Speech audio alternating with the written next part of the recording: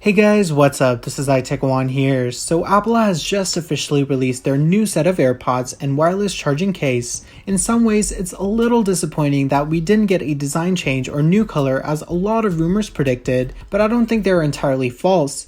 We might be getting more dramatic changes with the next generation of AirPods that are predicted to be launched in fall this year, around the time when the iPhone 11 lineup releases. But remember, that is just a prediction. We can't be entirely sure when Apple will release their new products until they decide to tell us themselves. Just like these new AirPods, no one really had a clue that Apple was going to release them this soon. A lot of rumors were hinting to the release at Apple's March event, but I'm really glad we finally have the refreshed AirPods. I thought it would be interesting to compare these second generation AirPods to the original ones and see how much they differ from one another. So let's get right in. One of the biggest changes that came along with the new AirPods is the wireless charging case. Now this is a QI certified case, so you can use any wireless charging pad in order to charge this case plus the AirPods. It's also worth mentioning here that you can buy the case by itself for $79 in order to wirelessly charge the first generation AirPods. Other than that, you have two options for the new AirPods. Either you could buy the AirPods 2 with a regular non-wirelessly charging case for the exact same price as the originals for $159, or you can buy the new AirPods with wireless charging case for $199.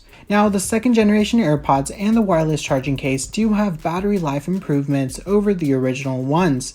Here, 9to5Mac has summed up the differences in battery life between the two, which shows an overall battery life improvement with talk time on the second generation.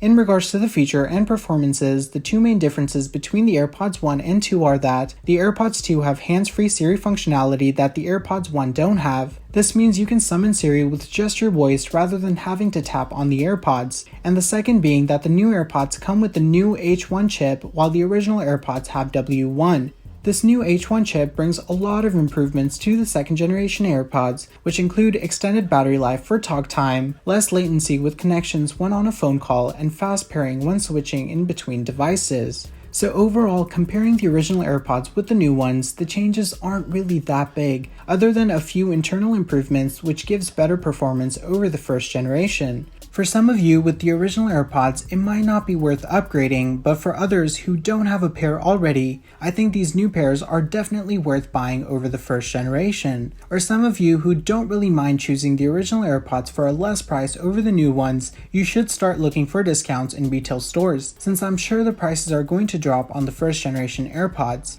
In the end, it really comes down to your personal preference. Let me know in the comments below if you're going to buy the new AirPods, upgrading to them, or going to stick with the original ones. This is it for this video, guys. If you're new to my channel, please subscribe to stay updated with the latest leaks and rumors and news around Apple devices. So until next time, guys, take care.